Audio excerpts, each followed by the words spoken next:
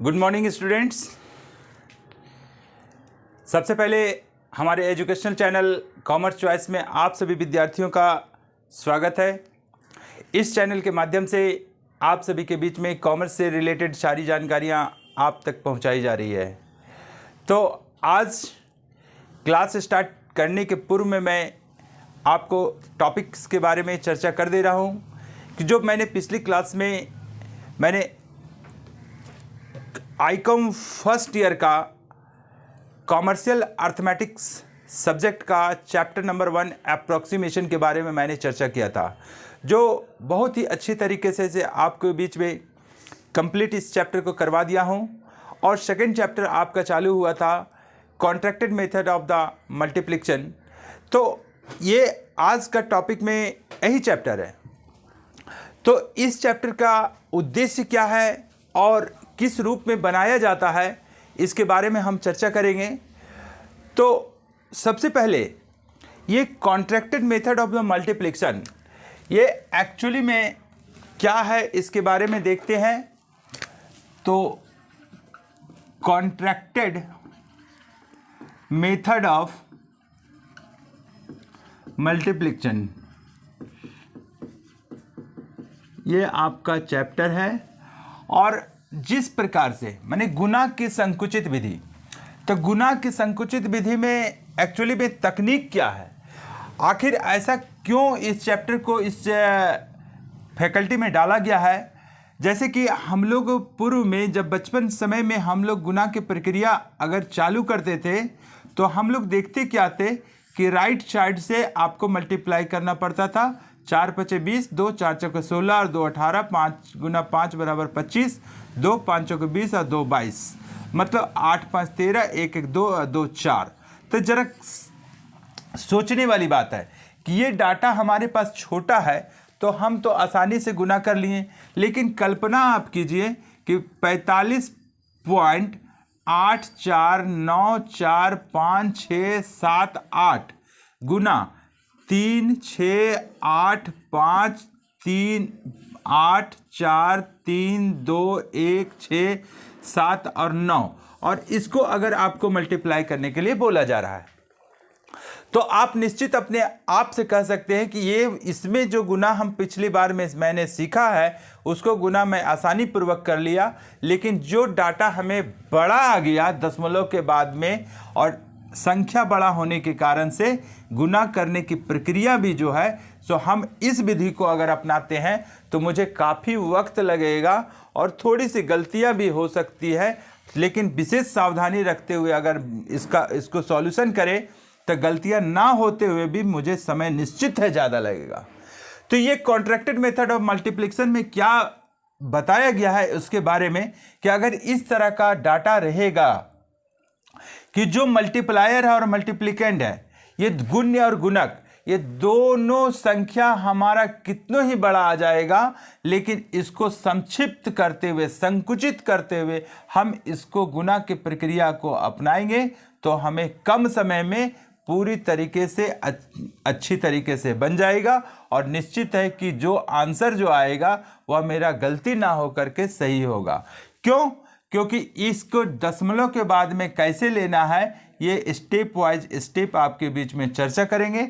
जो पारिभाषिक रूप से आपको कहा जा सकता है कि जब गुण्य एवं गुणक में दशमलव बिंदु के बाद अनेक संख्याएं हों, दोनों देखिए दोनों जगह पर अनेक संख्याएं हैं और गुणनफल ही कुछ ही दशमलव स्थानों तक शुद्ध निकालना हो। जैसे आपको बोला गया कि गुणनफल आप 2 दशमलव स्थान तक निकालिए, तो हमारा 2 अंक जो हमारा है दशमलव के बाद यही हमारा महत्वपूर्ण है, और बाकी जितना सारा अंक है उसका प्रतिनिधित्व यही 2 अंक कर रहा है।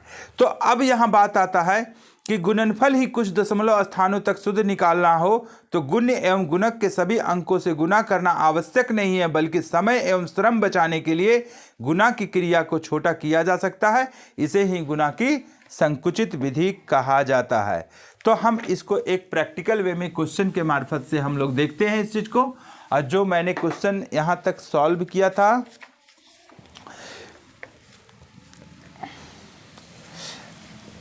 देखिए क्वेश्चन नंबर हमने सॉल्व किया था 6, 1 और 2 सॉल्व हो चुका है।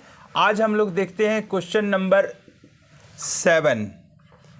एक क्वेश्चन में क्या बोला हुआ है कि 6327 45.389 by 0.005687 करेक्ट टू 100 ओके। तो अब यहाँ बात आ रहा है कि 100 के सन्निकट में हम लोगों को निकालना है, तो हम इसको इस तरीके से लिख लेते हैं 632745.389 इंटू 0.005687। तो मैं आपको बता दूं कि इस पोजीशन में मल्टीप्लायर ये है, मल्टीप्लिकेंट ये है, माने गुणक ये है और गुण ये है। तो अगर ये संकुचित विधि का मामला जो हम लोग पढ़ रहे हैं मल्टीप्लिकेशन या डिवीजन में, गुना में या भाग में, तो सबसे पहले स्टैंडर्ड फॉर्म में बदला जाता है, जिसको कह सकते हैं कि मानक रूप में हमको बदलने की प्रक्रिया सर्वप्रथम होगी। तो ये मानक रूप में बदलने की प्रक्रिया क्या है? तो भाजक या गुणक, ये दोनों शब्दों में, जैसे यहाँ पर डाटा के रूप में देखा जा रहा है तो 0.005687 है। तो यहाँ गुणक जो है, तो गुणक में हम दशमलव को एक ऐसे स्थान पर ले जाएंगे जिसके पूर्व में केवल और केवल एक अंक हो। ये पहला नियम। तो इसमें से क्या प्रभाव पड़ेगा इसका? जैसे इसको और इसको गुना करते हैं तो हमें गुणनफल आता है, लेकिन अगर स्टैंडर्ड फॉर्म में चेंज कर लेते हैं और केवल गुणक में हम दशमलव उठा के यहाँ ले जाते हैं तो रिजल्ट तो मेरा चेंज हो जाता है। लेकिन रिजल्ट को बरकरार रखने के लिए, आंसर सेम आने के लिए, इसका प्रभाव पड़ता है गुण्य में। क्या होगा कि दशमलव अगर 3 दशमलव अगर राइट जा रहा है तो यहाँ 3 दशमलव लेफ्ट हो जाएगा। मतलब इसको स्टैंडर्ड फॉर्म के रूप में लिख सकते हैं कि 632.745.389 इंटू 5.687। ओके, ये हमारा स्टैंडर्ड फॉर्म में बन गया। मतलब किसी भी हालत में गुणक में एक अंक के बाद दशमलव होना बिल्कुल जरूरी है। दशमलव हमारा कहीं पर हो, लेकिन उसको उठा के लाना पड़ेगा जिसके पूर्व में केवल एक और एक ही अंक रहेगा। ये पहला नियम। अब क्या बोलता है, हमें 100 के सन्निकट हमको मान निकालना है। तो गुण्य में क्या आया, 632.745.389 इंटू 1 डिवाइडेड बाई 10⁻², क्योंकि 100 में 2 जीरो होता है तो 100 से डिवाइड किए, इंटू 5.687। ओके, अब इसका प्रभाव क्या पड़ रहा है कि 100 से डिवाइड होने पर यह लेफ्ट जाएगा, मतलब 6.32745389, और इसको रिप्लेसमेंट कर लेते हैं कि दशमलव ऊपर नीचे रहेगा 5.687। ओके, अब इसको एक अंक रख करके, इसको केवल और केवल एक अंक रख करके बाकी सारी संख्याओं को हम लोग छोड़ देंगे। तो जितने सारे छूटे जाने वाले अंक है गुण्य में, उसका पहला अंक कौन है, 2, जो सारे अंकों का प्रतिनिधित्व कर रहा है। तो देखा जा रहा है क्या कि इसका हासिल मान कितना है, तो 5 गुना 2 करेंगे, क्योंकि पिछली प्रक्रिया से गुना करते थे हम लोग तो राइट साइड से स्टार्ट करते थे, लेकिन कॉन्ट्रैक्टेड मेथड से अगर चालू करेंगे मल्टीप्लिकेशन को तो हम लोग को लेफ्ट साइड से चलना पड़ेगा। तो 5 गुना 2 बराबर 10, तो ये 10 आया, तो 5 से ज़्यादा है, तो यहाँ पर हासिल मान हमारा 1 हुआ। तो 1 जो है, तो 1 तो हासिल मान रह गया, तो 5 तिया 15 और हासिल मान 1, 5 तिया 15 और 1 16, 1 बचा, 5 6 30 और 1 31। अब इस अंक को और इस अंक को काट देंगे। क्यों काटेंगे? इससे पता चल जाएगा कि इस अंक का और इस अंक का गुना की प्रक्रिया हो गया है। अब जो कटा हुआ अंक है उसका भी कुछ छुपा हुआ मान रहता है, वह हासिल मान के रूप में। तो 6 तिया 18, तो 18 का मतलब क्या हुआ हासिल मान, एक तो 10 प्लेस वाला रहेगा, यूनिट प्लेस वाला में 8 जो है मोर देन 5 है, 5 से ज़्यादा, इसलिए +1 यानी कि 2। तो हासिल मान आपका 2 बचा, 2 हुआ 18 का, तो 6 छक 36 और 2 38, 3.8। अब जो कटा हुआ अंक है, लोग क्या करते हैं, जो कट गया वहां तक देते हैं छोड़ और उसके बाद में आंसर मिलाते हैं, तो आंसर नहीं आता है। लेकिन जो कटा हुआ मान है उसमें भी कुछ छुपा हुआ हासिल मान होता है। तो 8 छक 48, 48 का हासिल मान कितना हुआ, तो 4 और 8 के बदले में 1, क्योंकि 5 से ज़्यादा है तो 5, तो हमारा हो गया कितना 5। अब देखिए यहाँ हो गया 6 8 14, 5 19, 1 1 2, 2 3 5 और यहाँ 3, मतलब 35.9 जो है वह हमारा आ गया। यानी कि अप्रोक्सीमेशन रूल्स को अपनाएंगे तो 9 के बदले में +1, तो 35 और 1 36 गुना 10 का पावर 2, यही आया आंसर। मतलब 3600 भी लिखेंगे अगर तो भी हमारा ये राइट आंसर है, 3600 भी लिखेंगे तो पर भी हमारा ये राइट आंसर है। ओके, अब देखते हैं नेक्स्ट। यहां तक तो अच्छी तरीके से समझ में आ गया होगा आप लोगों को। नेक्स्ट क्वेश्चन में आते हैं हम लोग। क्वेश्चन नंबर आपका है 7 के बाद में 8, थोड़ा सा डिफरेंट है। यहाँ 100 के रूप में निकाला गया था और यहाँ लाख में कैसे निकलेगा उसके बारे में हम लोग देखेंगे। देखिए क्वेश्चन नंबर 8 का फर्स्ट, 8 का 1, यहाँ बोला हुआ है कि 9253.61237 इंटू 834.5789, इसको बोला हुआ है क्या कि 9253.61237 बाई 834.5789 करेक्ट टू लाख। तो लाख के सन्निकट निकालना है। तो सबसे पहले मैं आपको बताया कि सबसे पहला ये प्रक्रिया चालू करने के लिए आपको किसी भी हालत में स्टैंडर्ड फॉर्म में चेंज करना पड़ेगा।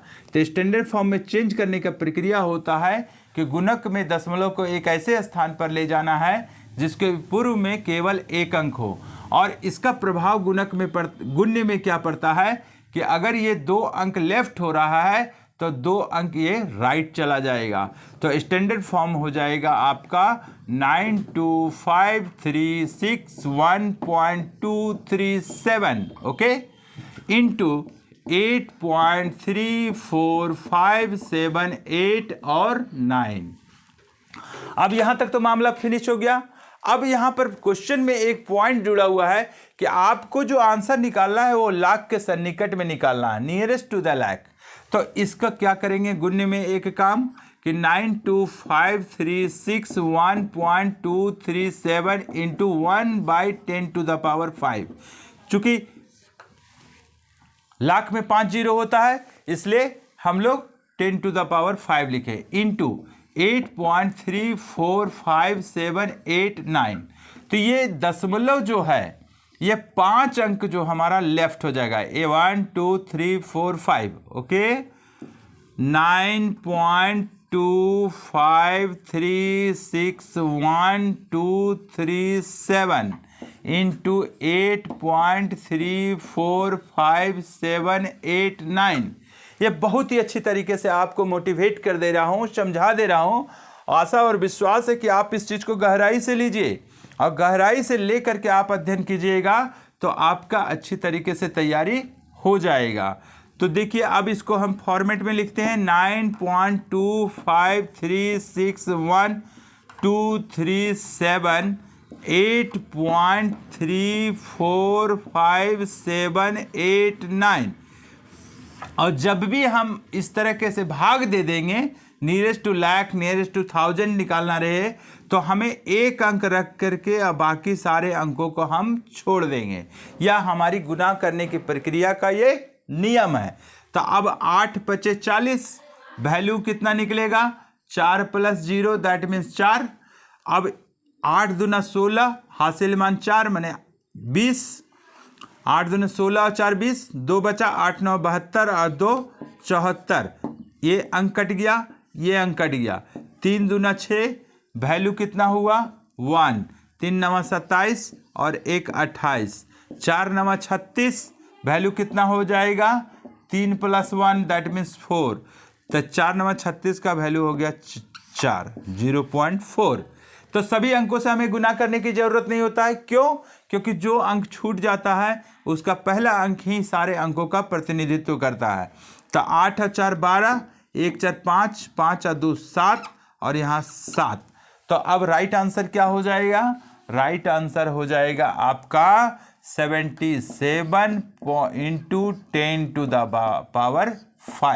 अब बताइए कि जो ये प्रक्रिया अपनाए, इतना सारा अंकों से गुना करना मुझे काफ़ी समय लगता और कहाँ गलती होता। अगर सावधानी से बनाते तो सही है, अगर थोड़ी सी मिस्टेक हो जाती तो सारा समय भी व्यर्थ हो जाता और मेहनत भी व्यर्थ हो जाता।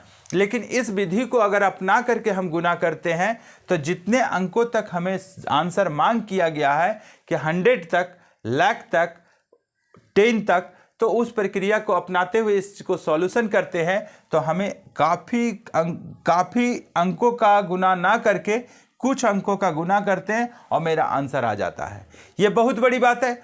तो यहाँ पर आपको क्वेश्चन में सबसे पहले सावधानी रखना है कि स्टैंडर्ड फॉर्म में चेंज करना बहुत ज़रूरी है और इसमें नियम आपको याद रखना पड़ेगा कि गुणक में आपको दशमलव एक ऐसे स्थान पर ले जाना है जहाँ पर एक अंक के बाद ही दशमलव होना चाहिए। इसका प्रभाव अगर क्या पड़ेगा कि अगर लेफ्ट हुआ है अगर डिसमिल तो इस साइड में राइट हो जाएगा गुणने में, अगर यहाँ पर अगर राइट हुआ है तो लेफ्ट हो जाएगा, मतलब ऑपोजिट डायरेक्शन में डिसमिस का रिप्लेसमेंट होता है। और उसके बाद में अगर लाख के सन्निकट निकालना है तो आपको गुणने में उतने अंकों को आपको लेफ्ट या राइट करना पड़ेगा। क्यों? क्योंकि आपको यहाँ पर 10⁵ से डिवाइड करना है। तो अगर अंक में दशमलव अगर यहाँ रहा आपका लेफ्ट में रिप्लेसमेंट 1 के बाद दिया हुआ है तो 5 अंक आपका जो है सो आपको लेफ्ट हो जाएगा। मतलब अब लेफ्ट होने के बाद में 9.2536123 आ जाता है।